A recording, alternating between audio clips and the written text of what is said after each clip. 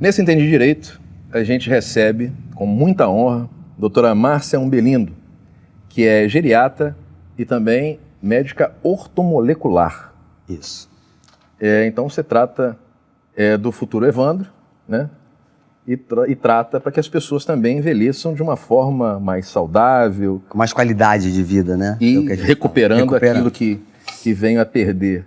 E o que é esse lance de medicina ortomolecular? É uma coisa assim tecnológica e tal? Não, é um princípio básico da medicina, porque toda vez que você tem o oxigênio participando da reação química, que são muitas reações químicas, você gera radicais livres. Esses radicais livres, eles são inflamatórios, são nocivos para as células. Então, se a célula está inflamada, ela não trabalha direito, a função não é boa e eu fico doente. Então, se eu tenho como minimizar os efeitos desses radicais livres com vitamina, mineral e aminoácido, eu travo a doença. Eu posso ter sintoma e não ter mais doença. Então, que legal. É complicado, mas eu vou tentar entender para a gente tentar explicar. Então, se eu tenho uma deficiência de vitaminas, então eu faço uma reposição das vitaminas e, consequentemente, eu vou conseguir parar que essas células inflamem. Isso, por exemplo, as doenças neurodegenerativas, Parkinson e Alzheimer. A gente já sabe que são doenças inflamatórias. A gente não sabe quais são todos os gatilhos dessa doença, mas que é inflamatório. Se eu minimizo esse efeito inflamatório, eu minimizo as chances do paciente desenvolver uma doença neurodegenerativa. Então, teoricamente, isso é muito interessante. Se eu tenho um histórico na minha família de Parkinson e Alzheimer, e eu começo a tratar com geriatra aos 50, e evito que o paciente gere radicais livres porque não dorme, gere radicais livres porque fuma, gere radicais livres porque não faz exercício físico, se eu consigo minimizar esses efeitos nocivos, eu estou fazendo prevenção de todas as doenças. Que bacana. Eu completei 49 anos, então eu faço uma contagem mais inteligente, ou pelo menos eu admito que ela seja um pouco diferente.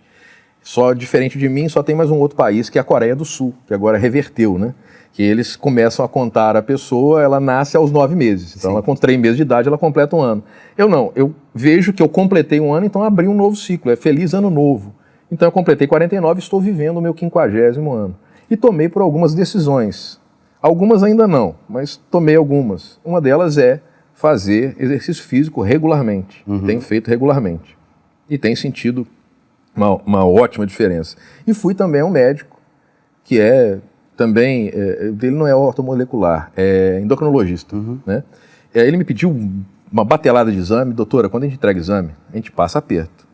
Vocês que são médicos, vocês estão tranquilos, mas a gente passa um aperto danado. Principalmente quando vocês vão para o Google, né? Não que porque vocês querem fazer, já vi com o diagnóstico pronto, aí que complica a nossa vida. Não, que Google o quê? Eu só fui olhando e um monte de letra, um monte de nome lá, eu falei, meu Deus do céu e tal.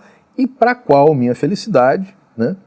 Eu já, em off aqui, nós estávamos conversando que eu gostaria de fazer uma cirurgia de estômago, né? Mas não para redução de estômago, para botar outro, que eu gosto bastante de comer, inclusive doce.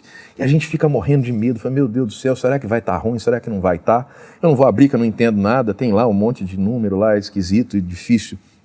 Ele chegou e falou, Evandro, você tem que fazer uma suplementação vitamínica e tem que tomar sol. Você não toma sol, você é um fantasminha. Então você tem vitamina D, você precisa tomar vitamina D. A vitamina D está na moda e já há um tempo na indústria, mas ela tomou uma notoriedade maior no Covid, né? Porque você não tinha muito tratamento para fazer, e a vitamina D, numa dose de entre 50 e 70 unidades, você consegue uma boa imunidade. Mas a vitamina D ela é fundamental para uma série de situações, para o cérebro, para a metabolização de gordura, de controle de insulina, para que você tenha uma pele boa, para que tenha uma visão boa. Então não é só a vitamina D para a imunidade ou para o osso, ela serve para o metabolismo como um todo. A mesma coisa a vitamina B12. A B12, essa suplementação de B12, a gente tem feito muito, primeiro porque teve o fenômeno dos inibidores de bomba, que são os remédios para o estômago, né? O omeprazol da vida. Tomei bastante. O paciente fica tomando um período muito grande e aí ele não absorve bem B12. A B12 é fundamental para a memória, é fundamental para a recuperação muscular, para eu não ficar anêmica. Hoje eu tenho pego muitos pacientes... É uns comprimidos meio mal cheiroso, né? No meu consultório, como a gente faz injetável soroterapia, eu faço injetável, que a absorção é muito melhor, porque não precisa passar pelo estômago nem pelo intestino. Quase todo mundo aos 50 anos tem alguma síndrome desabsortiva, disbiose, que é alteração da parte da flora intestinal e tal. Então a absorção injetável é muito melhor. Explica esse negócio aí, que eu não entendi não. O que é disbiose? Disbiose é o seguinte... Excesso de antibiótico, de anti-inflamatório, de produto industrializado, de agrotóxico, faz com que você mude a tua flora intestinal. Entendi. E com isso você tem uma absorção diferente. Eu vou deixar de absorver o que é necessário para mim e muitas vezes perco aquilo que eu não posso perder. Isso é uma desbiose, é um descontrole na entrada e saída de nutrientes. Isso é desbiose. Sim, é porque a nossa alimentação, ela mudou radicalmente nos últimos anos. E muito radicalmente nos últimos anos. Como eu disse, né, eu tenho 49 anos e eu me recordo que você ia no supermercado, a situação que você tinha de oferecimento de alimentos era completamente diferente. Né? O próprio frango, as carnes não eram tão facilmente encontradas, as embalagens a vácuo, essa facilidade que se tem na manipulação desses alimentos e industrialização dos alimentos, mudaram a alimentação por completo. Hoje você tem 200 tipos de carne à sua disposição, com 200 tipos de corte, com 200 tipos de maturação, saborização. É uma coisa absurda, a facilidade que você acessa hoje alimentos. É isso, por exemplo, o frango tem uma coxa enorme, né? É todo anabolizado, né? Quando você vê o de granja, ele tem uma coxinha. Tem uma coxinha musculosa. Né? Musculosa. E a banana dura muito menos tempo se for orgânica do que a convencional. Então a gente também tem isso, né? Essa diferença do que... E o preço também da comida orgânica ainda é muito alto. Não é acessível para todos. Não, para ninguém. Né? E o que a gente tem visto, esse fenômeno é um fenômeno mundial, mas no Brasil está muito gritante. 50% da população está obesa, a partir dos 14 anos. Que isso? A gente mudou completamente a nossa dieta e eu vou ser polêmica agora, tem um estudo que foi feito na Dinamarca mostrando o seguinte, que a abertura para produtos industrializados no Brasil bateu exatamente na década de 90 com a mudança no gênero. Então a gente vai estar tendo alterações no DNA da célula que a gente vai ter agora sem gênero. Não vai ter gênero masculino e feminino. Isso é história que a gente vai escutar para ouvir daqui para frente. Taqueosparol. Taqueosparol. Tá tendo uma mudança genética. Que é isso, doutora? Verdade, verdade. É um fenômeno, por isso o banheiro não é ele, ela, é ele. Ah, não tem essa porra lá em casa, não. E não tem, não é que eu vou, não tem, não. Então a gente tem que pensar no caminho que o brasileiro está tomando, né, de alimentação mais saudável, a necessidade de exercício físico. Você falou de exercício físico, hoje a gente sabe que o exercício de resistência é importante. Musculação, pilates, que você tenha... Pilates é bom. Força muscular que a gente tem que fazer, porque tem uma ligação direta com a musculatura com o cérebro. A gente imaginava que fossem os exercícios aeróbicos, porque aumentava a oxigenação, oxigenava melhor o cérebro. O que é o aeróbico? Eu sou um corrida, bicicleta, caminhada. Claro que qualquer coisa que te tire da inércia é bom. Mas, por exemplo, se eu só subo escada ou desço um ponto de ônibus antes do meu trabalho, isso é uma atividade física.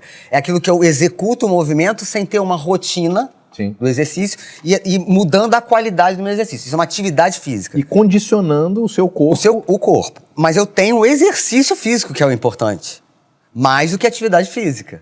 A gente perdeu as duas coisas. A atividade física seria eu levantar e trocar o botão da minha televisão. Hoje em dia eu tenho controle. Eu abrir e fechar minha janela. Isso é uma atividade física. Eu tenho vidro elétrico. Então a gente deixou de fazer atividade física e exercício físico. A gente não se movimenta. E com isso o sedentarismo vem uma série de alterações. Diabetes, hipertensão, alteração do colesterol, inflamação no cérebro, fadiga, falha de memória, déficit de atenção, porque não faz exercício físico. Uau! Esse ano, o Congresso de Geriatria, que foi agora em março, eles usaram como tema o exercício físico como medicamento, como droga.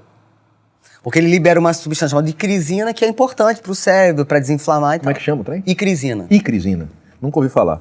Prazer, Icrisina. Então, o exercício físico já se conseguiu provar com o trabalho que não é só a execução do exercício, é o que ele executando o que ele gera. Que legal. É muito interessante. Muito interessante. E essa situação, ou melhor, não tem nada que a gente não produza. A gente deixa de produzir por conta da nossa inércia e pela nossa má alimentação. Não, basicamente isso ou não? Depende. Por exemplo, tem alguns aminoácidos que a gente chama de essenciais, eles não são produzidos no corpo da gente, a gente tem que ingerir. Mas a grande maioria das vitaminas a gente tem, circulante. Só que, quando o homem ficava na caverna caçando e a fêmea tomava conta da prole, 6 horas da tarde todo mundo ia dormir... Sim, porque não tinha luz. O que eu me alimentava era o suficiente para evitar os efeitos radicais livres, já que ela faz parte da fisiologia nossa. Quando a gente começou a ir para atividade do trabalho, a mulher, e o homem trabalhar também muito, esse equilíbrio alimentação, produção de radicais livres ficou aquém. Então essa reposição tem que vir de fora para dentro. A alimentação sozinha ela não dá conta. Então a gente precisa de uma complementação vitamínica. Seguramente. E exercício físico. Pegar Fundamental. peso. Fundamental. Eu tô fazendo exercício físico, cara, tô muito empolgado. E não é uma escolha. Não, é remédio. É uma necessidade. Não, o professor um dia chegou do meu lado, aí, Evandro, gostando. Eu falei, não. Por que isso, cara? Eu odeio isso daqui. Mas por que você vem? Para não tomar remédio. E, por exemplo, quedas em idosos. A grande maioria das quedas são causadas por baixa massa muscular.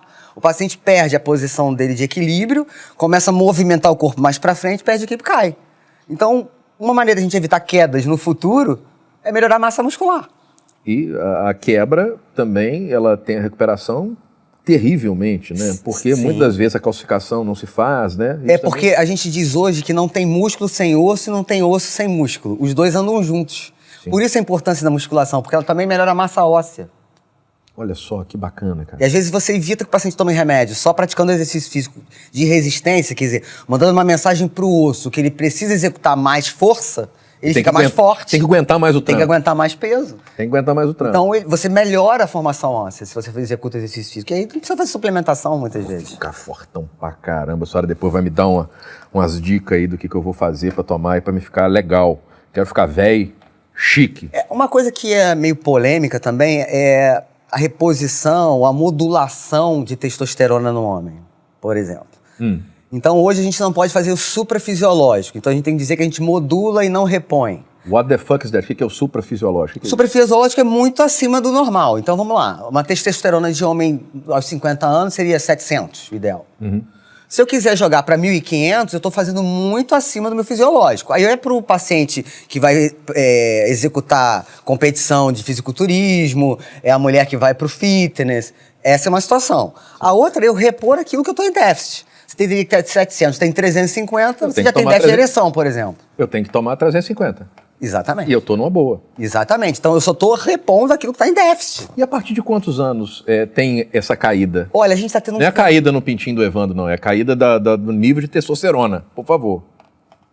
Não vamos falar específico. Não. Mas assim, abaixo de 340 eu tenho disfunção erétil, abaixo de 260, 280 eu não tenho ereção. Vou olhar no meu exame lá. Testosterona. Mas tá bem. Mas qual é o fenômeno? A alteração do sono está repercutindo muito na produção de testosterona nos homens. Porque a gente repõe testosterona, substâncias para a memória dormindo. Sedimenta a memória dormindo. A gente diminuiu horas de sono e a qualidade de sono. A qualidade de sono realmente é o estresse, é os boletos. É alimentação errada, hábitos sedentários, falta de exercício físico, junto com estresse, poucas horas de sono. É a combinação perfeita do paciente desenvolver alguma doença. Isso diabetes, hipertensão, bastante comum, né? É uma bomba que vai explodir. Né? Não tenha dúvida. Não tenha dúvida. Então, esse fenômeno que a gente via aos 50 anos, a gente tá vendo, eu vejo no meu consultório aos 30, 40. Uau! Homens já com queixas de perda de libido, de disfunção erétil, de fadiga intensa. E aí, muitas vezes, não se consegue fazer a diferença do que seria um quadro depressivo por uma fadiga por déficit de testosterona. É preciso que o médico vá numa busca ativa. Caramba, então, ou melhor, às vezes a pessoa, ainda mais se nós passamos esses 2 anos aí completamente malucos, onde é que a Terra parou, né? Então, muita gente entrou numa situação de depressão, de total loucura, né? Por estar convivendo confinado num espaço pequeno, onde ele só passava a noite e tomava banho, praticamente. Então, quer dizer que esses 2 anos, eles poderiam ter prejudicado ao ponto de abaixar nível de testosterona, abaixar nível de vitaminas? Não tenho a menor dúvida. Eu não tenho a menor dúvida. As pessoas mudaram todos os seus hábitos. Todos. Né? Então, a pandemia, ela aumentou no mundo, em média, 70% de pacientes depressivos. E essa depressão pode ser advinda da falta de sol, do confinamento. Por exemplo, o idoso que fica uma semana internado no hospital, ele desorienta. Ele pode ficar de quebrar tudo. Porque ele está em síndrome de confinamento. A gente ficou em confinamento pelo menos 1 ano. Ficamos quase... Sem contato interpessoal, né? Sem abraço, sem beijo, que também é uma coisa que gera um processo depressivo.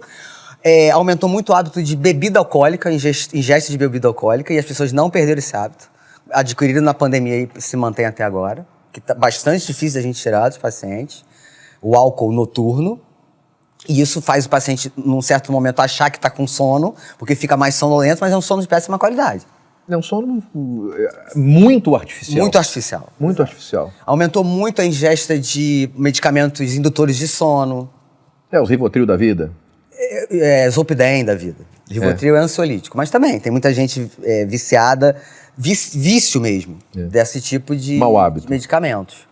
Porque começaram na pandemia, trocavam um dia pela noite, o organismo estava totalmente mudando a fisiologia dele e mudou o ciclo sono. Isso aí a gente vê todos os dias no consultório. Eu acho que 90% das queixas hoje no meu consultório é fadiga e falha de memória. E isso tudo advindo de falta de hábitos saudáveis e hormônio. E hormônio. Então, produção de testosterona, produção de hormônios femininos, os neurotransmissores cerebrais, as substâncias que fazem a gente ter atenção, memória, movimento, foram consumidas, né, nessa situação. Então, a gente hoje tem uma gama de pacientes com deficiência de dopamina, e a deficiência de dopamina aumenta a vontade de comer doce, por exemplo. Deficiência de dopamina? Dopamina. Pessoas que começaram a ter queda, alteração de equilíbrio. Peraí, volta aí que eu me interessei nesse trem aí. A falta de dopamina... Aumenta a vontade de compulsão. De doce. Doce, droga, álcool, exercício físico, limpeza, qualquer compulsão. A compulsão, ele é o quê? Eu vou contar um segredo pra senhora, doutora. Eu tenho cerveja na minha geladeira que vai vencer. Eu não bebo. Eu bebo de vez em quando, mas muito de vez em quando. Só quando eu tô com umas má companhia aí, né? A gente bebe a cerveja pra bater papo, pra conversar, pra contar mentira. Que a gente encontra com os amigos não é pra falar a verdade. Sim. A gente encontra pra contar mentira. Sim, sim. Né? E quem anda de moto, então, aí conta mais mentira ainda. Igual pescador. Pior do que pescador. Nossa Senhora. Então a gente encontra pra tomar cerveja e pra contar mentira e pra escutar mentira. Mas isso é muito assustador. Por exemplo, não é uma consulta, também não é um diagnóstico. Mas a gente se assusta porque eu adoro doce. Então pode ser advindo de uma situação... deficiência de dopamina. Uma deficiência de... Isso é o quê? Um hormônio? A dopamina? Um neurotransmissor. Um neurotransmissor. Aí eu já fico... Neurotransmissor é o seguinte... Eu já fico mais com medo ainda. Eu quero passar minha informação de um neurônio para outro. Eu preciso de alguém para transportar. É um neurotransmissor. Sim. Aí... Se ele está em déficit, eu não transporto o que eu deveria transportar. Aí eu como doce e consigo transportar. Você tem essa sensação de compensação, de prazer que a dopamina te daria. Só que como não é a dopamina que está entrando, a sensação de prazer é fugaz. Porque é como se você tivesse uma fechadura e uma chave encaixando ali, a dopamina no receptor. Se eu não tenho que encaixar, eu encaixo, ele sai. Eu encaixo, sai. A minha compulsão não melhora. Entendi. Muita alteração de equilíbrio eu tenho visto também, na maneira de caminhar. Então, o pé muito colado no chão, paciente tendo alterações de equilíbrio, deficiência de dopamina. E desaprendeu a andar? O cérebro ele precisa do ritmo da dopamina para você saber andar, conseguir andar, elevar o seu pé, inclusive para subir aqui, um degrau. Precisa de dopa. Papagaio. É muito são assuntos muito interessantes, porque a bioquímica é muito interessante. Por exemplo, quando eu fui para minha defesa no Covid, eu tinha que usar cortisol, que é um hormônio de defesa e de disposição física, Sim. que está baixo também, que a gente repõe dormindo. Que é a cortisona. Dopamina e adrenalina. Cortisol e adrenalina para a execução da reação. Sim. E a dopa para o movimento. A gente consumiu os três no Covid. Não só pelo confinamento, pela própria defesa orgânica imunitária. Sim. Então estamos muitos com déficit desses três neurotransmissores, por isso fadiga. Não tenho cortisol, não tenho adrenalina e não tenho dopa. Não, perco até minha capacidade de decisão. Uau! Fico inseguro. Tem uma parte da medicina que chama de farmacoeconomia, mostrando o seguinte, que o mundo se desenvolveu, conquistou, guerreou, porque vivia à base da testosterona. Sim. Para conquistar, pegar, tomar. Hoje, o hormônio que tem que preponderar é o feminino, porque é contemporizar, agregar, juntar, não mais conquistar. Não cabe mais. Então, por isso que eu vim de rosa. Por isso que estou fazendo entrevista com ela de rosa. Entendeu? Então, isso é uma estou coisa contemporizando. que a gente nem pensa, né? Como é que o hormônio pode afetar uma economia. Mudar uma geografia.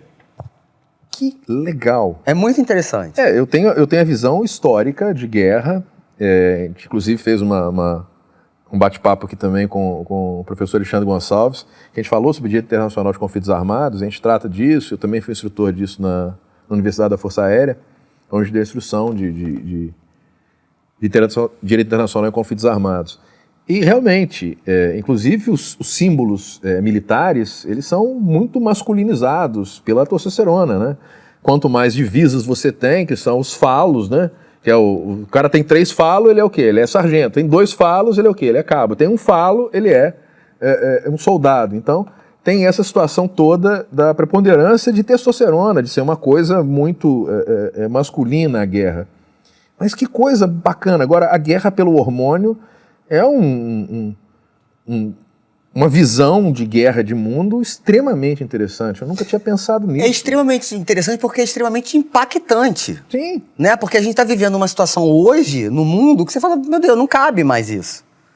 Mas as decisões ainda é muito mais masculina do que feminina. Não é isso? Tem muito mais homem do que mulher, ainda.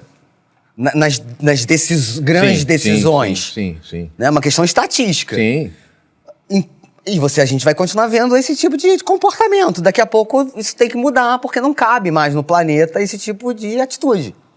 Então, mas aí eu pego a senhora e lhe pergunto, doutora, saindo um pouco da medicina, já que a gente foi para esse meio aí, eu também acho que o poder decisório da mulher, só que em muitos momentos falam, a mulher nunca foi representada no Brasil. Uhum. Eu discordo plenamente. Aí eu nem desconcordo, eu falo muito desconcordo com a pessoa que a gente está batendo papo aqui. Dessa eu discordo plenamente. Nós tivemos uma imperatriz. Essa imperatriz assinou a Lei Áurea, que é a lei da abolição da escravatura, que foi lindo, maravilhoso. Ela foi esquecida em determinado momento e botou-se ela de lado. Não, pelo contrário. Tem muita gente que se beneficiou dessa lei foi por intermédio de uma mulher. Nós amamos as mulheres, nós gostamos, as respeitamos. Logicamente que tem os imbecis aí que fazem as atrocidades que fazem, mas essas são exceções, as exceções têm que ser penalizadas. Mas essa situação hoje, quando a senhora fala de hormônio, tem determinado momento a senhora falou do gênero neutro. Vai se criar então um híbrido? Porque híbrido por conta de alimentação, de falta de não hormônio? Uma questão cultural da mudança de gênero, não. Mas uma questão fisiológica. Genética. Já se estuda isso, genética. Já tem um híbrido. Vai ser um híbrido. Isso é uma coisa que a gente está vendo, porque a gente vai para os congressos e fica escutando essas histórias, eu gosto de coisa nova. Mas o novo é que a gente vai viver daqui a 10 anos. É isso, então é uma coisa que eu tenho estudado e tenho avaliado. Acho que a gente vai pegar esse caminho mesmo, porque por conta dessa mudança genética que a gente está tendo. Você quer ver uma outra coisa? A gente está tendo filhos que estão nascendo com um cérebro diferente. Né? Os estímulos são diferentes para o cérebro. A gente não pode ter o mesmo comportamento de educacional que a gente teve para os nossos filhos, porque já é um outro cérebro, que já evoluiu de uma outra forma, os estímulos são outros. Quer ver uma situação que a minha geração, eu tenho 50 anos, também ainda pega? As mulheres, nós não fomos preparados para o tipo de carga de trabalho, o tempo dia trabalho que nós temos hoje. Jornada dupla, tripla. Então, nós entramos com 30% de déficit para aguentar estresse. Só que nós estamos fazendo muitas coisas, nós mulheres. Então, nós estamos sofrendo um impacto muito maior do que vocês com o estresse. Por quê? Porque a gente já era acostumado com esse estresse? Porque o corpo, geneticamente, do homem foi feito por estresse. Ele é para caça. Da Vera. A mulher ficava na caverna. Mas eu faço uma crítica aqui, já tomei umas porradas, já tomei uns tapas na cara já, mas não tem problema não. Eu falo que o índio brasileiro e o índio americano são completamente diferentes fisiologicamente. Ainda mais agora eu tô falando com a médica, agora o bicho vai pegar. E eu acredito que a senhora tende a concordar comigo. O índio americano, quando a gente vai ver ele fisiologicamente, ele é um cara musculoso, ele é um cara alto. Por quê? Porque ele tem que correr porque ele não tem alimento com facilidade. Né? Ele precisa percorrer grandes espaços para ele poder arrecadar qualquer tipo de comida e voltar, inclusive dominar o cavalo. Né? Então você tem lá aquela visão sempre do índio americano, musculoso em cima do cavalo. Isso é uma realidade. E o índio brasileiro, o índio sul-americano, ele é um cara um pouco mais atarracado, mais baixinho, não tem a complexão física dos índios americanos, que são completamente diferentes, inclusive parte facial dele, toda a estrutura óssea de face é completamente diferente, pela facilidade do alimento que tinha. Isso. Então ele não precisava correr tanto, ele não precisava fazer tanto, e ele tinha alimentos em abundância e qualidade de alimentos.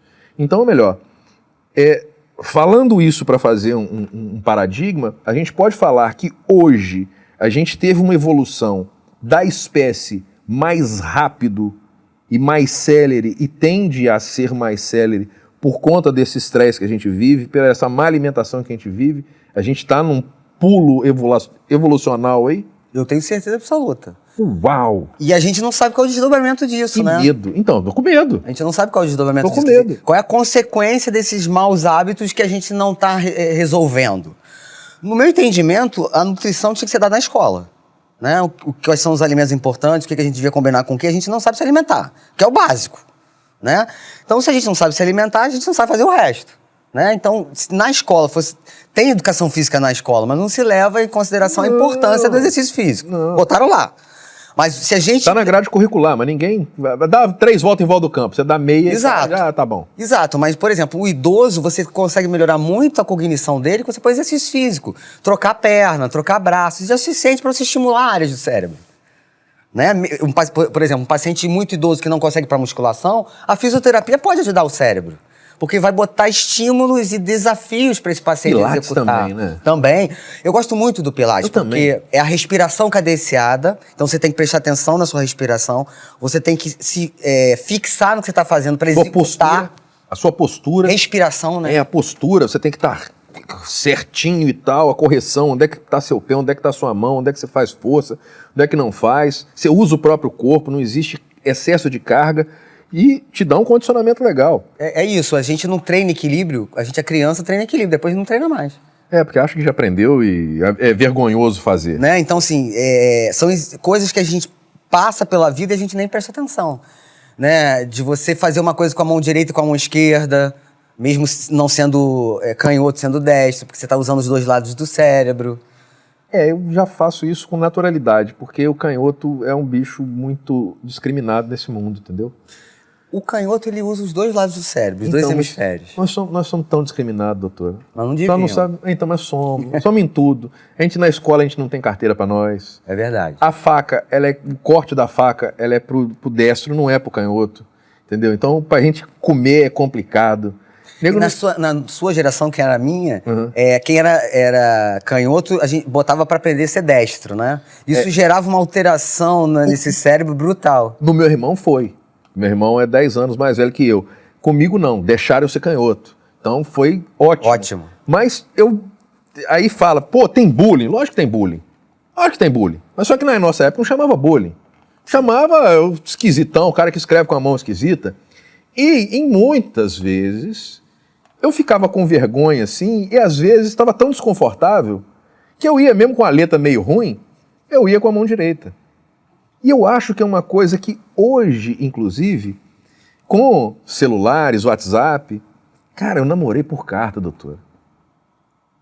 Hoje tem que ser instantâneo. Você mandou pra pessoa, 2 minutos depois ela não respondeu, já tá com raiva de você, já manda um monte de... Demorava uma semana pra chegar, mais 15 dias pra voltar. Uma resposta. E o escrever. Eu tava falando, aí tava aqui, tinha um monte de anotação. Anotações mais malucas do mundo, que eu vou vendo uma coisa, vou vendo outra. Eu adoro escrever. Adoro escrever. Eu acho um hábito excepcional, inclusive como exercício de cognição. Eu peço meus pacientes, a gente também sabe hoje, passou-se a ideia de que quanto mais informação eu tivesse, menos chance de desenvolver demência, falha de memória. Hoje a gente está tendo o inverso. A gente tem tanta informação num curto espaço de tempo que o HD não está cabendo. Tem que dar um... O cérebro fica seletivo. Por exemplo, tem pacientes que dizem assim pra mim, eu me lembrava do nome do ator e da novela. Eu digo, mas pra quê se você tem a internet? Então o cérebro, aquilo que ele consegue acessar de uma outra forma, ele não grava. A não ser que você escreva, ou sublinhe, ou fale em voz alta, ou grave. Aí o cérebro vai entender que aquela informação é para ser sedimentada. A gente sabia o telefone da casa dos amigos todos. CPF, carteira de identidade do meu pai, da minha mãe, dos meus irmãos. né? Hoje não, o cérebro ficou seletivo. Se a gente começar a prestar atenção, Eu realmente. não lembro o telefone da minha filha. Eu sei que o dela é 7777, da mãe dela é 8888, só o final. É isso, porque você tem um celular. E o meu é 0000. Né? Então, uma outra coisa que eu brinco é o seguinte, será que todo mundo tem que fazer palavra cruzada? Não, eu detesto palavra cruzada. Então, se eu detesto aos 50 anos, não será aos 80 que eu vou fazer. Não vou fazer mesmo. Então é só a palavra cruzada? Ah, não. doutora, faça. Eu comecei a fazer exercício agora com 49 anos. Mas tem outras maneiras. Por exemplo, pode ser pintar, desenhar, fazer crochê, exercício físico, trabalho de marcenaria. Isso tudo está utilizando o cérebro, a cognição. Marcenaria é fera, muito fera. Então, são maneiras que a gente tem que ensinar como a gente pode ativar o nosso cérebro de uma maneira agradável. E fazer coisas que a gente costuma fazer de forma diferente. Sim. É uma coisa que eu... Mudança de paradigma. Importantíssima pro cérebro. É legal pra caramba, não faça... Ah, você passa sempre o mesmo caminho, passa por outro, faça por outro. É isso. Vá de uma forma, volte de outra, né? Pra você estimular a rotina, que eu acho que é muito, muito perigosa, né? Sim. Quando você entra numa rotina, você entra numa situação do automático, e o automático eu acho que não é bom pro corpo. Eu digo isso, por exemplo, existe um questionário que a gente faz para idoso, ver, a gente analisar a memória desse idoso, eu quase não uso. Porque é o mesmo questionário para uma pessoa que foi alfabetizada para quem não foi alfabetizado. Putz. É o mesmo questionário, por exemplo, para um contador que sabe tudo de números, mas não vai avaliar a escrita dele. Então, por exemplo, eu tenho uma memória fotográfica excelente, mas não consigo nominar. Para dar nome às pessoas, eu esqueço. Quando eu ficar velho, não adianta querer puxar a minha memória pelo aquilo que eu não domino, que é a nominação. Sim. Tem que analisar pela memória fotográfica. Sim. Né? Vão analisar se está bem o cérebro ou não, de acordo com aquilo que você domina. Mas tem algumas coisas que alguns têm mais habilidades do que outros. É uma habilidade. Por exemplo, eu tenho uma habilidade natural com número, apesar de... não gosto de matemática. Mas tem lá naquele programa lá do Tucano lá, do domingo lá das crianças, dos gênios lá, eu adoro aquilo, adoro fazer aquelas contas. Adoro, e faço todas, né? Mas o que é? É uma habilidade natural que eu tenho com o número, eu leio aquilo ali. Eu já brinquei com aquilo? Não. Eu mexo com o número todo dia? Não. Mas é uma habilidade natural. Então, se alguma coisa for para fazer conta, para medir meu QI, eu vou me dar bem. Agora, se for para outra coisa, eu vou me dar mal. É isso. Então, você unificar uma capacidade de análise de uma memória, eu acho que tem que ser individualizada a coisa. Também acho. Eu acho que tem que ser caso a caso. Eu sou um indivíduo, por isso devo ser individualizado na minha pesquisa. Por isso a gente fez tantas especialidades, porque eu entendo o ser humano como um todo. Eu não consigo dividir o ser humano. Né? Porque, por exemplo, a medicina chinesa que eu fiz, a gente coloca sempre os sentimentos junto com os sintomas. Stop. Medicina chinesa? A medicina chinesa... What the fuck is that? É porque eu não sei falar em chinês. As pessoas conhecem mais a acupuntura. Sim. Mas a medicina chinesa ela tem uma capacidade de diagnóstico sindrômico, que a gente chama. O que é isso? Uau! Dentro da medicina... Calvoso, por favor, bote sindrômico pra mim aqui e depois formule uma frase com sindrômico. Vou explicar o que é sindrômico. Por favor, doutora. Quando a gente tem na medicina muitos sintomas que a gente não consegue encaixar numa doença, a gente chama de síndrome.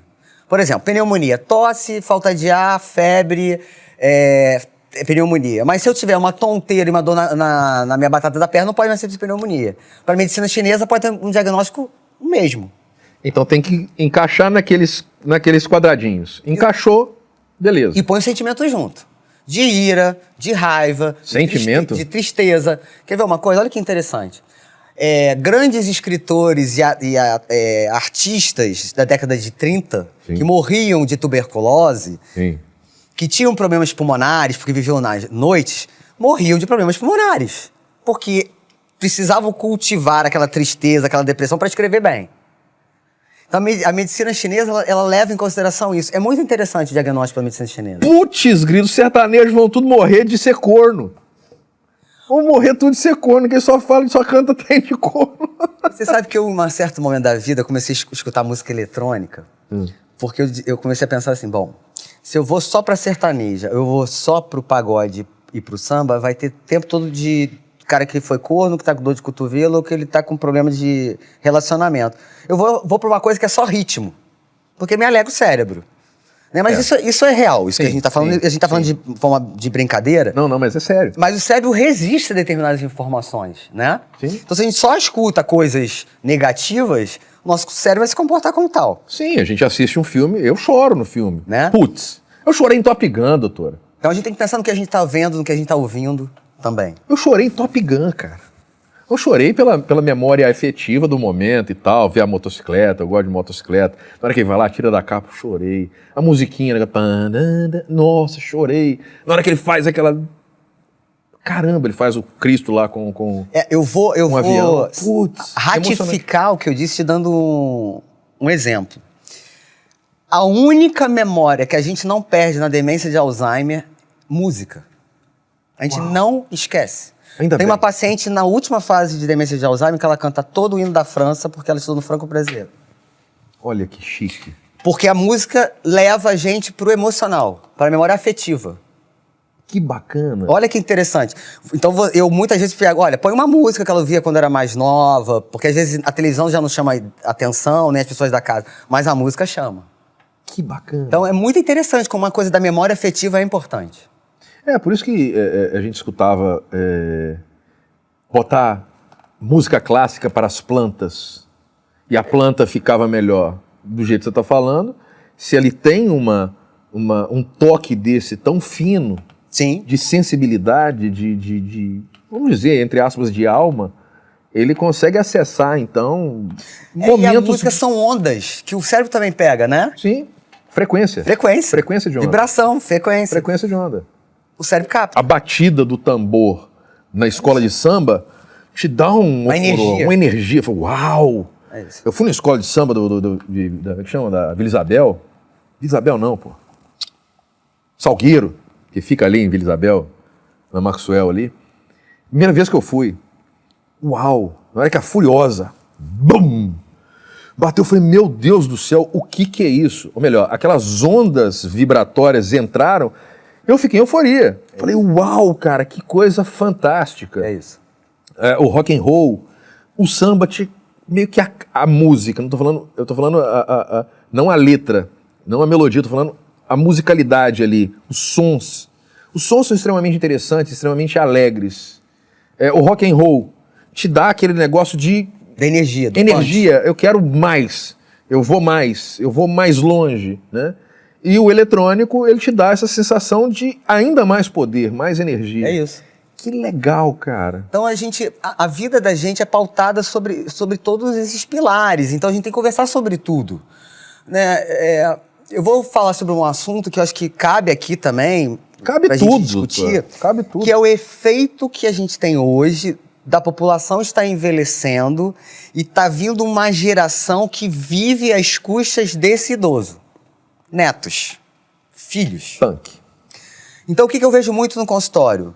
Pacientes fazendo empréstimo consignado, porque tem o cartão de débito, de crédito, movimentação bancária dos idosos e fazem uma série de empréstimos.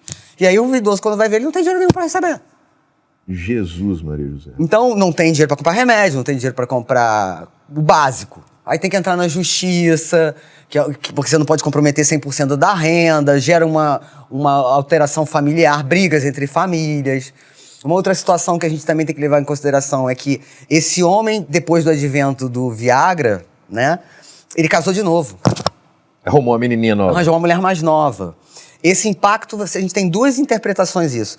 Em relação à aposentadoria, né, porque a mulher herda, e os filhos tentando interditar os pais. É que hoje agora não consegue mais não, entendeu? Não consegue, mas a gente recebe no consultório essa demanda. Sim. Né, do idoso vídeo, olha, só não pode fazer uma declaração dizendo que eu tô mentalmente saudável, que eu tenho condições de decisão. Então, são impactos que o direito tem que acompanhar, Sim. Né, a assistência social também, de coisas que estão repercutindo na vida desse idoso. Sim, e uma situação financeira, ela é extremamente traumática, a pessoa cria um estresse absurdo, entendeu? Ainda mais com um conflito familiar, aí a coisa pode degringolar exatamente um quadro, acredito eu, depressivo mais grave, uma situação de enfermidade, do jeito que a senhora está falando aí, de toda essa situação que a pessoa tem de falta de vitamina ou decréscimo de vitamina por conta desse estresse, por conta dessa falta de sono, e isso agravar um quadro de doença e levá-la a um quadro de doença mais grave. Sim, um quadro de depressão pode levar a um quadro demencial, um quadro de depressão pode levar a um quadro parkinsoniano. Então o paciente ele pode abrir um quadro depressivo por conta dessa situação e evoluir para o quadro demencial, é bastante comum isso. A briga entre famílias e, por exemplo, tem 3 filhos, fica uma semana na casa de um. Desastre, porque você muda a geografia do espaço, você muda onde ele ia ao banheiro, você muda a estrutura da casa muda, né? Porque cada um tem um hábito. Então isso são efeitos também que a gente não discute, de que o idoso às vezes fica pulando de casa em casa, ele não tem mais casa. Então, melhor, é uma coisa. Ele é um objeto. É isso. E cada hora ele vai estar sendo portado por alguém. Por alguém. Meu Deus do céu. Então a gente vê muito quadro demencial aparecendo nesse momento. Porque isso realmente é impactante para a pessoa, ela ter uma situação depressiva terrível, porque eu sou coisa. É terrível. Doutor, vou perguntar uma coisa, já que a gente está falando nessa situação também, essas situações de casas gerontológicas, né? Nessas casas gerontológicas, a gente vê aí no noticiário, muito regularmente, a situação dessas pessoas serem abandonadas em determinados lugares. Esses lugares geralmente têm uma propaganda boa, mas efetivamente as pessoas são colocadas, inclusive com níveis de demência diferentes. Então uma pessoa que ela, vamos lá, buscando o seu exemplo, uma pessoa que teve uma quebra de bacia, né? Fraturou o fêmur. Fraturou o fêmur, uma fratura ali, então ela ficou em possibilidade de andar e por conta disso achou-se por bem ela ser internada numa casa gerontológica. E ela é colocada no mesmo espaço com uma pessoa com demência. Sim. E uma pessoa está totalmente lúcida, só incapaz de andar, tendo que conviver no mesmo espaço com uma pessoa com uma demência. Existe essa mistura. Isso é denunciado aí. Não existe dentro do Conselho Regional de Medicina, ou dentro eu não sei como é que funciona, existe uma parte da geriatria que faz a fiscalização disso, ou fica só a cargo do Conselho Federal de Medicina, do Conselho Regional de Medicina? Olha, a vigilância sanitária também faz a visita, também. Né?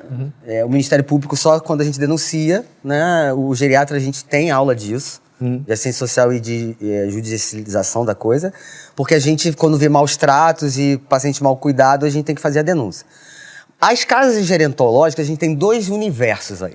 Você tem casas muito boas, que tem separado o pessoal demenciado do que não tem uma mobilidade, do que não tem nada, pode entrar e sair. Sim.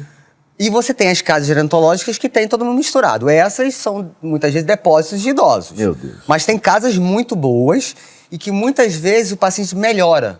É melhor, às vezes, ele estar numa casa de repouso do que estar numa situação dessa, cada semana numa casa. Não, é muito melhor. Ali ele vai conviver com pessoas... Mais ou menos da idade. Mais ou menos da idade, falando das mesmas coisas, tendo as mesmas memórias, tendo as mesmas experiências, às vezes trocando experiências, às vezes travando relacionamentos não amorosos.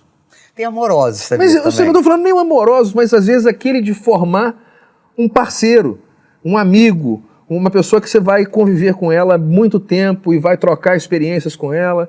Então, eu acho que isso deve ser extremamente saudável, desde que haja a possibilidade que isso aconteça. Sim, por exemplo, eu como geriatra, quando eu vou fazer uma visita numa casa geriátrica, eu não aviso a hora que eu vou.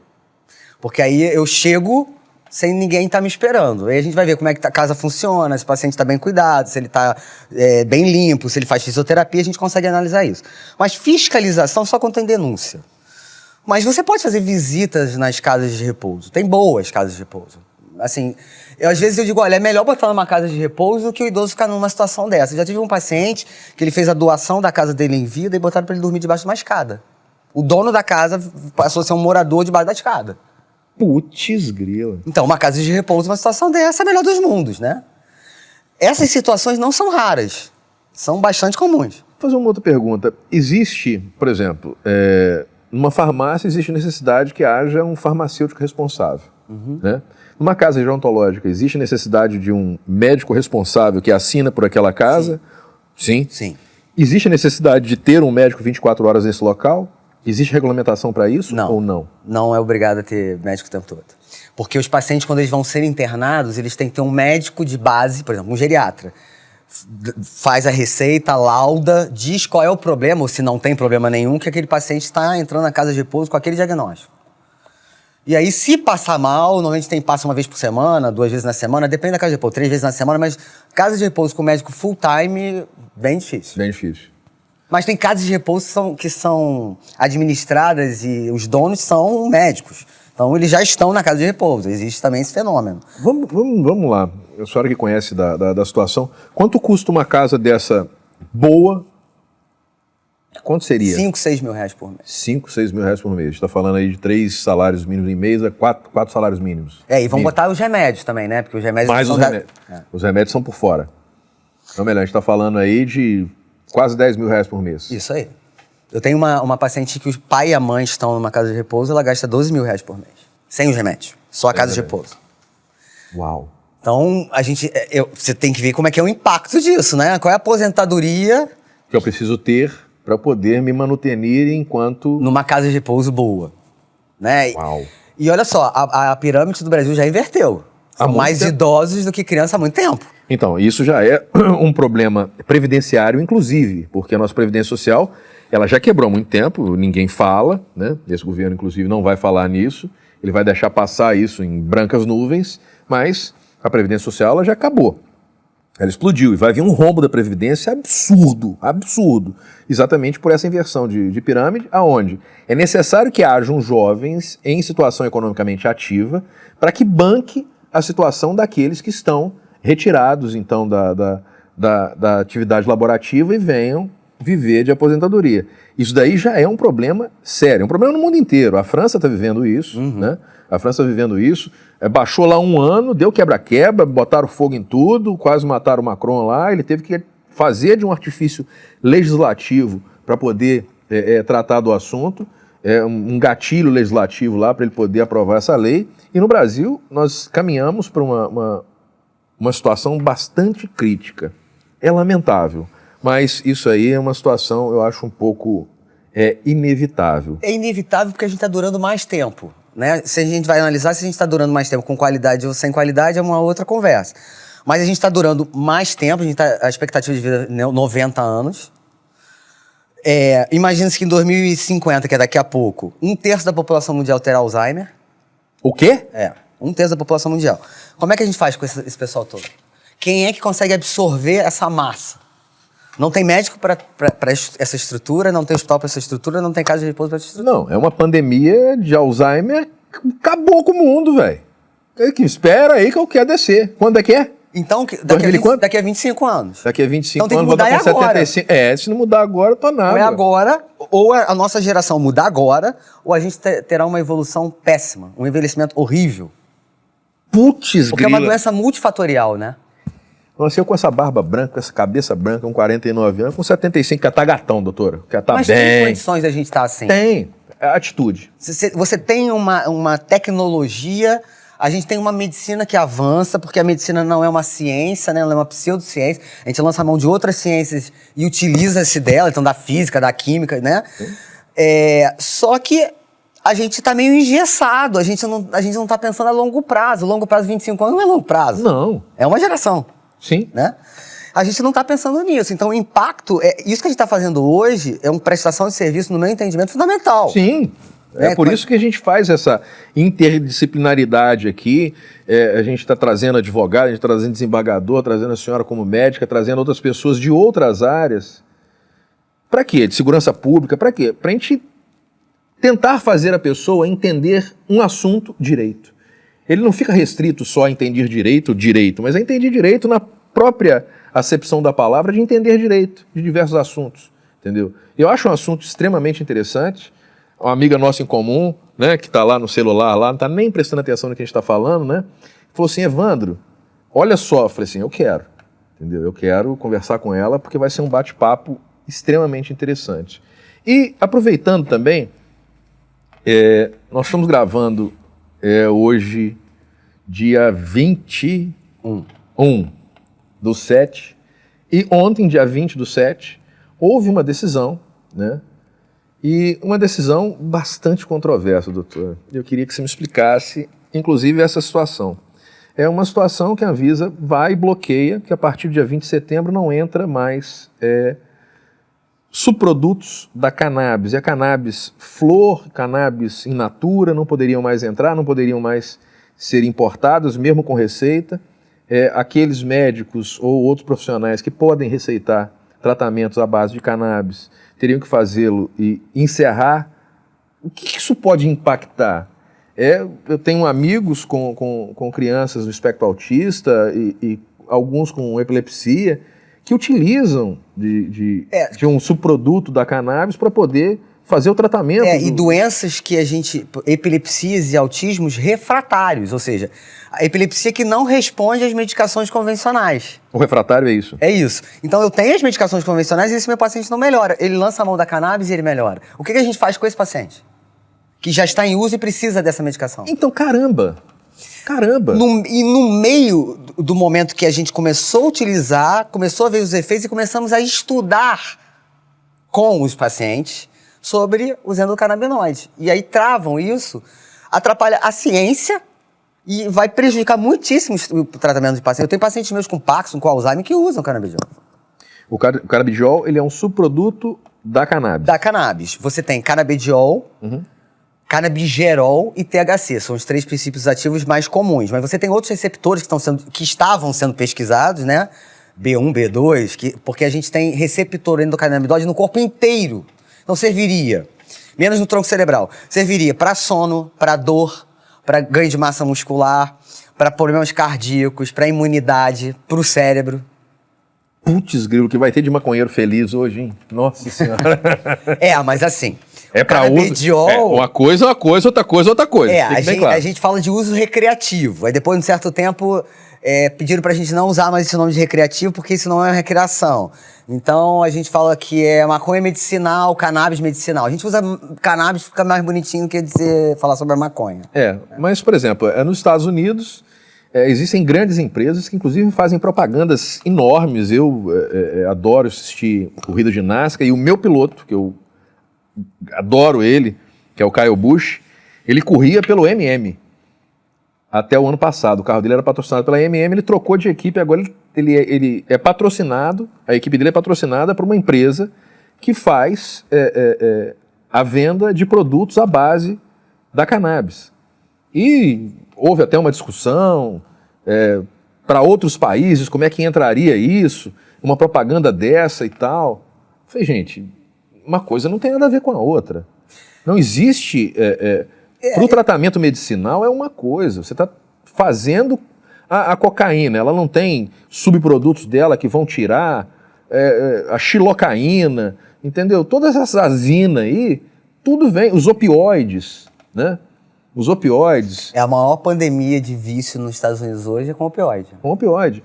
Tem o Michael Jackson morreu por conta de medicamento, né? Sedativos. Outros sedativos, né? Ele usava qual mesmo? Era Propofol. Propofol. O que a gente usa... Eu tomei Dolantina. Dolantina a gente usa muito para queimado. Eu tomei para crise no rim. Posso falar um negócio para a senhora, doutora? Eu tomei, melhorei não, mas fiquei doidão demais da conta. O médico falou comigo, e aí, passou a dor? Eu falei, não, irmão, tem que falar a verdade ou falar para te agradar? Ele falou, não, fala a verdade. Eu falei, não passou. Agora fala para me agradar. Eu falei, cara, tô doido, parece que eu tomei uma garrafa de uísque. Foi uma onda muito boa, mas a dor continuou. Aí falou que eu só podia me dar uma determinada dose, porque senão... Porque se fez uma pesquisa do que gera dependência química e o que não gera dependência química, com a morfina, que a gente está indo pelo opioide, né? Então mostrou o seguinte, se eu tenho uma dor relacionada a um câncer ósseo, por exemplo, que é uma dor intensa, e eu uso morfina, a dor está compatível com a potência do analgésico. Sim. Não tem dependência química. Agora, se eu tenho uma leve dor de cabeça e uso morfina, eu fico dependente, porque a dor está incompatível com a potência do remédio. Então vai dar uma onda no cara. Vai dar uma onda no cara que vai falar, pô, tô extremamente confortável, tá beleza, eu vou gostar daquilo. Exatamente. Se você tem uma dor intensa, não dá onda. A compatibilidade, ou melhor, tudo em excesso faz mal. Sim. Tudo em excesso faz mal. Exercício demais faz mal. Amor demais. Até água dinheiro demais. Dinheiro demais, não sei, nunca tive, doutor, nunca tive. Abençoado seja. No dia que eu tiver, eu conto pra senhora. Acho que não vai ser ruim, não. Se for ruim, eu vou pra Maldivas ver se é. Meu pai dizia isso, meu pai dizia assim, se eu ganhar um dinheirão, eu não vou ficar com nenhum problema, porque falta de dinheiro eu já sei como é que lido, eu quero saber com muito como é que é. Muito, putz grila, cara. Esquece cartão de crédito que não tem nem nome, que passa assim, que vapo, nó. Deve ser bom demais da conta, né? Olhar uma Ferrari assim e falar assim, e aí, no débito ou no crédito? Sim. Nossa, isso é maravilhoso. Eu chego lá. Deus lhe ouça. Amém, todos os santos. Mas, a gente fala, né? Dinheiro não traz felicidade, o que traz felicidade é paz pra gente, né? Muita paz. A gente saber lidar com os infernos que a gente lida todo dia, com as perturbações que a gente tem, com essa situação maluca desse mundo maluco que a gente vive. Hoje, com a quantidade de informação, tudo é muito instantâneo. Essa situação instantânea, a situação do ao vivo, você assistiu uma guerra ao vivo, você vê gente morta ao vivo, você vê atentados ao vivo, você vê gente brigando por besteira ao vivo, em loco. Melhor, isso é tudo muito grave. A gente não está preparado. Eu acho que o nosso cérebro não está preparado para essa quantidade. O psique não está preparado, a parte bioquímica do cérebro também não está preparada para isso. Eu às vezes digo assim, vamos filtrar o que a gente está vendo, porque viu, a retina interpretou, jogou lá pro cérebro, a gente não sabe para onde foi. Eu não assisto filme de terror. Quando você tem medo? Não, não tem medo. Eu só não quero ter aquela imagem. Eu gosto de filme assim, estilo Avatar. Sim. Eu vou para outro mundo. Você relaxa, né? Puro entretenimento. Cara, eu vou em outro mundo, outro bicho, os bichos que eu nunca vi, os lugares que eu nunca vi. No Avatar tem umas pedras que ficam flutuando. Eu falei, caramba, cara, que legal. Ou melhor, eu me transporto e eu estou em total relaxamento naquele momento, porque não tem nada que fala comigo. E eu falo que existe, puxando um pouco para o nosso lado de direito aqui, qual o crime que choca muito? Aquele que é próximo da gente. Uhum. Por exemplo, o caso do Henri Borel.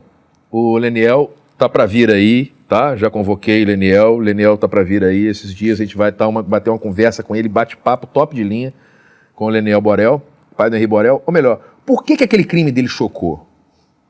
Não teve uma criança na mesma idade, na mesma situação, criado pela mãe e por um pai colocado ali naquela relação, num lugar aonde é diferente do nosso, aonde a gente convive, e por conta disso isso não nos choca? Sim, choca, né? Às vezes não. Agora se você o apartamento do aonde vivia o anjinho Henri Borel era parecido com o meu. A portaria era parecida com a minha, a rua parece com a minha, o carro que ele andava parece com o meu. Os lugares que ele frequenta parecidos com o meu. Isso me choca mais, porque me atinge muito mais. Você consegue identificar a sua vida no outro. O crime da menina Nardoni, né? Que foi jogada pela janela. Coloca no lugar do outro. Sim, é muito próximo. Agora, quando você vê aquilo, que é feito um crime, cometido um crime pela mesma uma criança da mesma idade, numa outra situação, que é diferente da sua, é o que é? É na comunidade, num lugar onde não tem esgoto, onde é que não aconteceu. E essa criança foi morta. Muitas vezes você não tem a empatia com aquilo, porque aquilo não fala muito com a sua realidade. Sim. Olha, fizeram um trabalho muito interessante. Eu gosto de citar trabalho porque tem uns trabalhos muito legais. Pegaram crianças de 8 a 12 anos que tinham sido abusadas sexualmente nos Estados Unidos e idosos de 80 a 90 que os filhos morreram antes dos pais. 2 traumas em extremos etários. Sim. O que se viu? Que na criança o cérebro não completava a formação do hipocampo, que é a área de ideias, de memória. E no idoso diminuía de tamanho. Um morreu o neurônio, o outro não completou a formação. Os dois dá no mesmo, né? Dá merda. Diminui tamanho. Dá merda. Então mostrando que um trauma na infância pode gerar alterações pro resto da vida no cérebro. E no idoso a mesma coisa. Então tem como falar de longevidade saudável sem citar o Covid? Não tem. A gente teve um congresso de longevidade mundial em dezembro e num domingo inteiro falou-se só a vida da gente pós o Covid. Pós-Covid, a doença, o que ela gerou de efeitos colaterais no corpo da gente. E a quantidade de informação ruim que a gente teve, de gente morta. A enxurrada de informações negativas. Quantidade de gente morta pelo mundo, contagem de mortos, contagem Medo de mortos. Morrer. Medo de morrer, vou morrer. Doutora, eu vou contar pra senhora então, Nossa senhora, tava levando, eu bebo café muito pouco. É muito pouco. Mas fui tomar um café. Aquele restretozinho, bem pequenininho, que eu gosto de cheirar e tal, e beber devagarzinho para sentir o gosto mesmo. Aquelas frescuras de falar, sentir notas ali de chocolate, frutas, não sei o quê, chocolate queimado, terra, terroir, é coisa chique, né? Mas eu gosto daquela frescura ali, eu acho bacana. Que eu tomo como uma bebida, não como uma bebida igual o cara bebe 1 litro de café. Fui tomar e não senti o gosto, nem senti o cheiro. Falei, puta que pariu. E agora? E o cara que foi me servir falou assim, pô, deve ter acontecido alguma coisa. Só quer outro? Eu falei, não, obrigado. Não, vou lhe servir outro. Ele falou, me serviu outro. Eu falei, né? Falhou aqui, né? Aí fui, cheirei, veio nada. Aquilo foi me dando angústia e tal, levantei, capinei.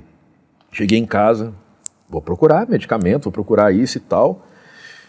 Achei que eu ia morrer. Achei que eu ia morrer.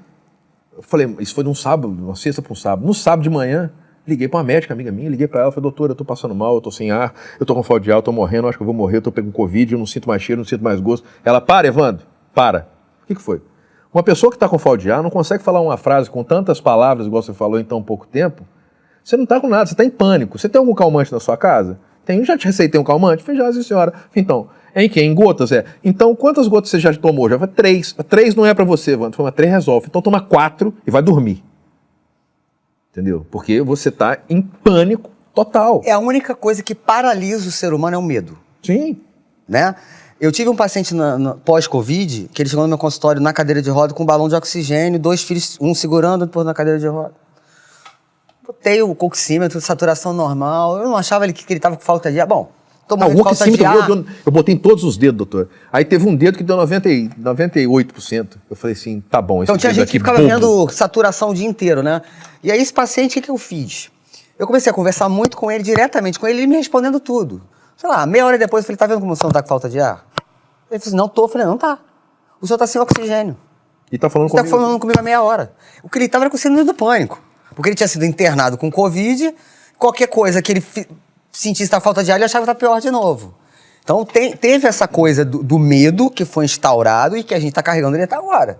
Sim, as imagens são terríveis. Né? Então, como é que a gente... isso está sendo resolvido dentro do cérebro da gente, a gente vai saber daqui a pouco. Papagaio. Traumas, né? Papagaio. Traumas. Papagaio.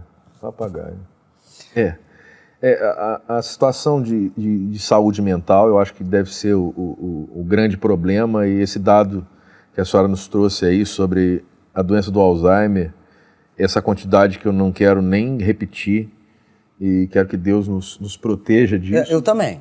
Que Deus nos proteja disso, que pelo amor de Deus, né, é uma doença muito desagradável, de um fim muito trágico, muito caro.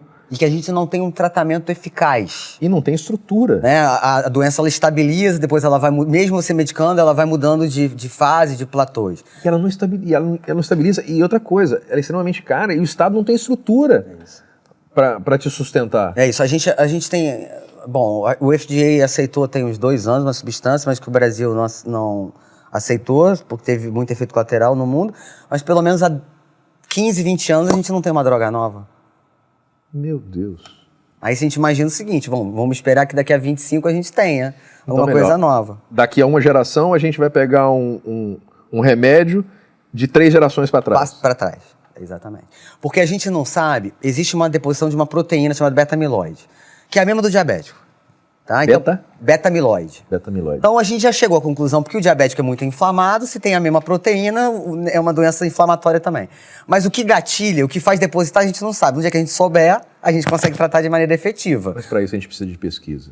A gente precisa de investimento em pesquisa. Exatamente. A gente precisa de tecnologia e pesquisa. A gente precisa de interdisciplinaridade. É isso. Aonde ciências se conversem, ciências se proponham a fazer, aonde médicos, cientistas, sejam cientistas, crianças, adolescentes, meus amiguinhos, meus coleguinhas, minha filha, amigos da minha filha, sejam cientistas, visitem um laboratório, é bacana pra caramba, é muito bacana. Aprendam, leiam pra caramba, é muito legal. Você pode salvar a vida do teu pai, da tua mãe, com certeza, dos seus tios, dos seus amigos, dos pais dos seus amigos. Façam mudança de vida, mudem de vida. Eu acho que é um serviço público essencial. Há 9 anos atrás eu participei de um mundial de Alzheimer na Dinamarca.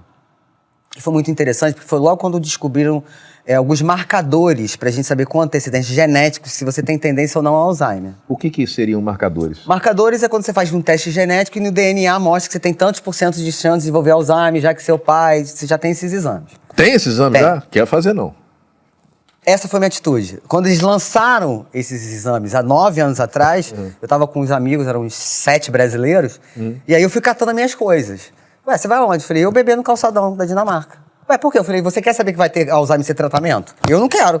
Então, você não Eu vou curtir minha vida. Eu tô indo lá, bater papo, conversar na Dinamarca no calçadão. Ferris Bueller, curtindo a vida doidado. Eu não vou querer saber se eu vou ter Alzheimer daqui a 20 se eu não tenho tratamento. Né? Então, ainda tem isso. Você tem os marcadores mostrando que você vai ter a doença, mas não tem o tratamento. Então, eu não sei até que ponto vale. Né? Não Tem vale. paciente que quer fazer, então quer Não. fazer, vai lá e faz. Ué, mas eu ia morrer de depressão, de pânico ou desespero. Eu não quero saber. Nem eu. Só ué. quando tiver tratamento, aí tudo Quando, bem. pô, chegou, tem remédio para Alzheimer. Eu vou lá e, ops, Então toma a aí. gente tem que ser... O que eu acho assim, de recomendação? Bom, primeiro, a relação entre pessoas. Trabalho voluntário ajuda pra caramba. Empatia, né? Empatia. Essa é a palavra. Empatia. Você nunca deixar de exercitar seu cérebro mesmo que você se aposente. Porque dos momentos de depressão no homem é na aposentadoria. Porque Deixa o de ser homem, ativo. ele associa a importância dele ao trabalho. Entendi. Não é isso? É. Porque a mulher tem o trabalho dela na rua e tem o trabalho dela em casa. Sim. Então, se ela se aposenta, tem o trabalho de casa. O homem, ele fica num hiato aí. Então, isso é descrito, tá? Ah, mas eu faço tudo em casa também, só não gosto de passar roupa. Passar roupa é ruim. É péssimo. É ruim passar roupa. Mas não é gosto de isso. passar roupa. É muito ruim passar roupa. Eu já peguei, inclusive, no Google, diversas maneiras para fazer a roupa ficar mais fácil.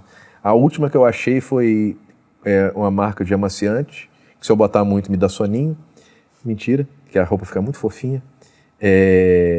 Álcool, aí você borrifa, que vai ficar mais fácil de passar. Quanta besteira, doutora, meu Deus do céu. Nossa, homem bobo. Mas, doutora, eu vou falar um negócio para a senhora. Dá vontade da gente pedir sanduíches, né? Sanduíche para mim, né? Porque a senhora não deve comer sanduíche, né? Mas eu ainda como ainda. E gosto muito. E a gente ficar aqui um dia inteiro. Olha, eu vou para terminar, eu vou dizer o seguinte, que eu só não como fritura e não tomo refrigerante.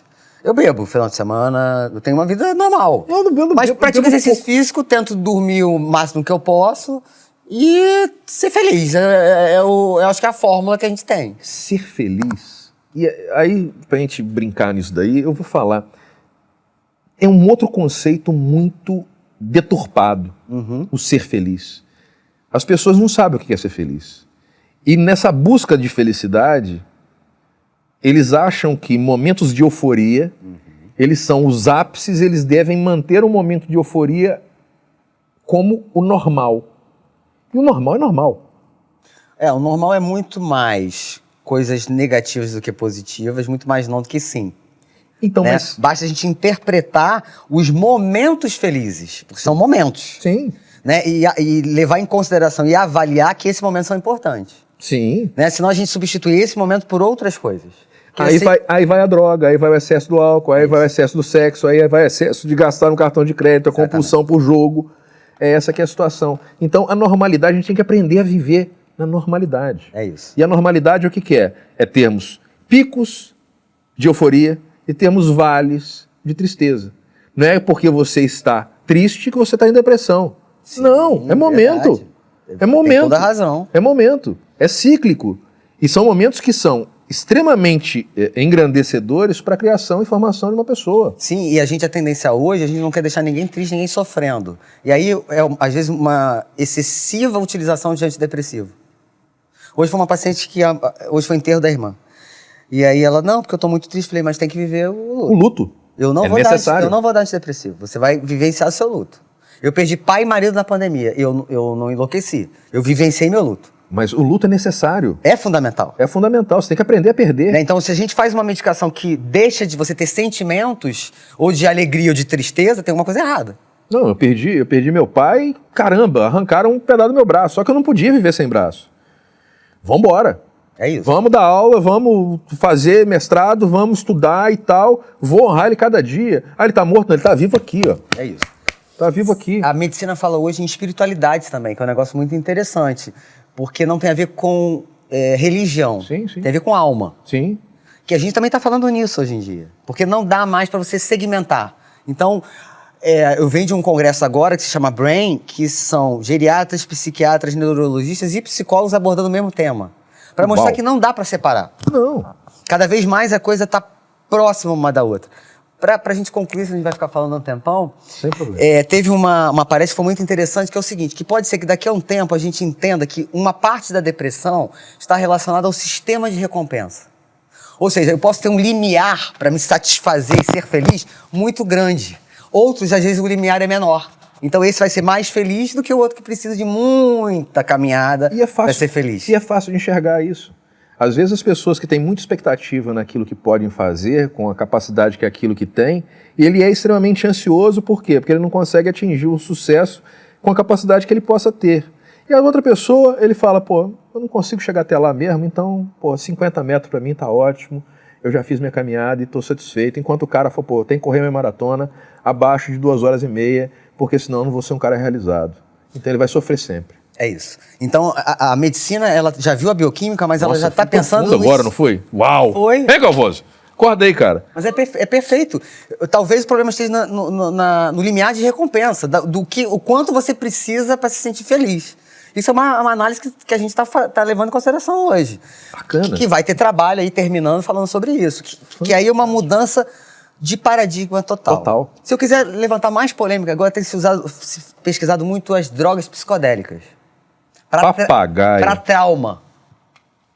Quais seriam essas? Só pra gente brincar. Cogumelo.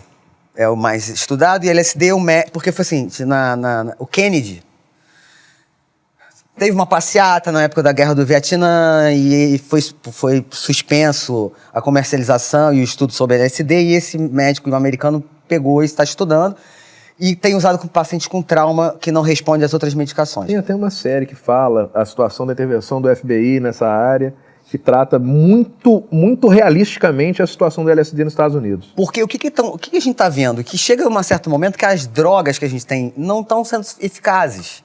E essas drogas psicodélicas foram com a ideia de tratamento. Quando você usa, o que você faz? Você expande essa mente, você abre as caixinhas do inconsciente e joga para o consciente. Eu queria o NZT. E aí mostra... Você assistiu Além do Limite? Sim. Sem Limite, com o Bradley Cooper? Sim. Assistam Bradley Cooper Sem Limite. Tem o NZT, adoro. Então, essa semana, eu usei esse assunto, porque esta semana chegou um professor de física no consultório dizendo, olha, eu quero usar isso aqui. Eu já vi pelo teu currículo que talvez você aceite isso daqui. Conhece? Eu falei, conheço, sei, mas você não tem como comprar. Mas tem esse estudo. Ele vai chegar no caminho dele. Sim. Né? Ele estudou por conta própria. Sim. Por trauma, medo, crise de ansiedade. Por isso que ele está querendo ir por esse caminho, porque o que ele está usando não está sendo eficaz. Muita gente usou alguns tipos de remédio, gatilhos aí para estudo, né? Mas assim, se a gente está no Brasil tendo um retrocesso em relação à endocannabinoide, você imagina se a gente for falar das drogas psicodélicas? Não, então, lamentavelmente, o que falta na gente é ter um cara que entende de ciência e tecnologia no lugar certo, que é o Ministério da Ciência e Tecnologia. Uhum. Nos seus estados, terem pessoas em secretarias de ciência e tecnologia que entendam de ciência e tecnologia. Que não sejam pessoas bitoladas ou que sejam pessoas alienadas a um tipo de ideologia, de partido, qualquer que seja. Sim. Ele tem que entender o quê? Isso é um tratamento de Estado. Uhum. É uma política de Estado, é uma política de nação, de população, não de partido político. Eu não gosto dele, então vou desfazer o que ele fez. Não, pombas. Não, pombas. Olha, eu falaria sobre várias situações sobre esse assunto que você puxou, mas nós médicos, a gente está sofrendo uma dificuldade de abordar alguns temas na mídia hoje. Sim, eu sei disso. Né? Então, vacinação não pode.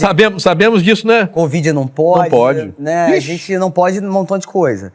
Mas a gente teria assunto aí para 3 horas sobre o que a gente está falando. Vivemos num país, lamentavelmente, a gente viveu um pedaço da ditadura, a gente era bastante jovem, mas a gente viveu, e a gente viu que a coisa não era um bicho-papão desse jeito que estão falando, mas as pessoas sem informação são colocadas e... nós saímos do regime militar agora. Não, o cara é um ex-capitão, nem general ele não era, nem oficial general ele não era. Caramba, não teve regime militar, não teve tortura, não teve terrorismo. Não teve.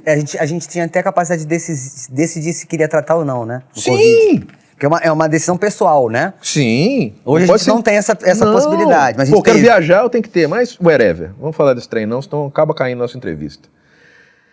Doutora, que encantamento. Fico feliz, fico contente. Que encantamento, cara. Contente. Eu acho que, logicamente, que a gente só esbarrou. A gente só esbarrou nos assuntos. Acho que a gente tem assunto pra caramba. Acho que a gente pode marcar o segundo encontro. Espero que as perguntas tenham sido pertinentes e meus comentários tenham sido pertinentes. Eu gostei muito, né? Porque você deixa a gente tranquilo para conversar e abordar os temas como eles têm que ser abordados, com leveza. Mas tem que ser, né, doutora? Assim, sem a gente estar engessado ou com... Quer ver uma coisa dentro da medicina que me incomoda demais? É a medicina baseada em evidência. A gente pode terminar aí? Sim. Medicina baseada em evidência. Qual é a evidência? Trabalho científico? Eu faço o meu trabalho de acordo com quais são os meus interesses. Não é isso? Se eu quiser estudar sobre aquilo ali e tiver investimento, eu vou estudar e vou apresentar um trabalho. Mas o que eu não apresentei significa que não funciona? Não. Significa que a pessoa não estudou sobre aquilo. Sim. Só. Nós, médicos, temos uma dificuldade enorme de aceitar o que o outro faz sem dizer que não presta, que não serve, que não vale nada. O que a gente não conhece, a gente tem a ideia de desmerecer. Isso não é legal dentro da medicina. É importante a gente respeitar aquilo que o colega sabe e fala com propriedade. Tem uma palavra muito linda que a senhora disse, é o respeito. É respeito. O que falta no Brasil hoje também, além de leitura, cultura, educação, e cultura não é show de rock, nem show do pagode, nem show da Daniela Mercury, não é isso não. Cultura é nós termos a criação de um pensamento e uma política desenvolvida que uma geração possa ler e interpretar e ter opinião e dar a ela a liberdade de opinião sobre aquilo que ela leu. Isso está sendo tolhido de uma geração. Tomara que isso não perdure. E esse respeito à opinião do outro, respeito à opinião científica, à situação filosófica, são coisas que não podem se perder em absolutamente nunca, jamais. Não pode, a ciência não pode ser preconceituosa. Mas ela não é, nunca foi. Nem polarizada. Não existe. Porque ciência do bem, ciência da direita, não existe. Existe ciência. Só. É isso. Só. Existe indivíduos, existe ciência, existe trabalho científico, existe medicina. Existe um ser, existe uma sociedade. É isso que a gente tem que discutir. O Dr. No só existia no 007. Quem não sabe, depois olhe lá o Satânico Dr. No contra 007, um filme bastante antigo, lindo, um clássico, um espetáculo. Doutora, muitíssimo obrigado, uma honra, um prazer, teremos mais encontros, estou muito feliz, muito alegre, a mim foi extremamente empolgante. Tenho certeza que muitos hormônios, dopaminas e coisas mais que eu não sei os nomes dos aminoácidos e do seu quês mais, eu acho que todos eles foram estimulados. Foi um prazer, a gente deu uma pincelada e é legal que as pessoas busquem essas informações, hoje a gente tem acesso, mas o mais importante é o que você está fazendo, que é importante para um número grande de pessoas. Sim. Né? E a gente é formador de opinião, então... A gente tem que difundir conhecimento. Difundir conhecimento e... eu sou o dono do conhecimento, não darei a ninguém, porque eu quero ser o mais foda, eu quero ser a última bolacha do pacote. E não tem isso, né? Putz, não tem, cara. Não tem todo mundo que conheça tudo. Não, cara, divide um pouquinho que você tem, aí você vai somar, você vai pegar novos conhecimentos. Um canal de direito falando de medicina, lógico. Medicina chinesa, ortomolecular, saberia lá o que é isso? Não, mas a gente vai batendo papo, a gente vai trazendo ao pessoal. Eu lhe agradeço muito o convite. Uma singela lembrança. Obrigado. Uma singela lembrança. Eu adoro você guarde. Agora, então tá ótimo. Adoro. Então, vou levar pro consultório. Opa, muito obrigado. Então, obrigado pelo convite, foi um prazer estar aqui e eu estou à disposição aí para a próxima. Beleza. Então, com muito prazer a gente recebeu a doutora, vai estar as redes sociais dela, vai estar tudo aqui embaixo, aqui, o nosso querido Calvoso vai colocar. Tony Salles no apoio técnico, Vicente também, Larissa, Ju, Maurício Pinto, Calvoso, @Calvoso com 2 Es, mande nudes masculinos para ele, porque ele adora no seu Instagram, né? E o Estúdio Centro que nos recebe aqui com toda a tecnologia, com as suas telas e aqueles negócios sem botão, é chique. Vamos levar a doutora lá, é bacana pra caramba. Câmeras de última geração, muito obrigado, iluminação, muito obrigado a todo mundo. E se inscreva no canal, compartilhe muito e compartilhe com todo mundo. No grupo da titia, da vovó, manda para todo mundo aí. Valeu? Um abraço, até a próxima.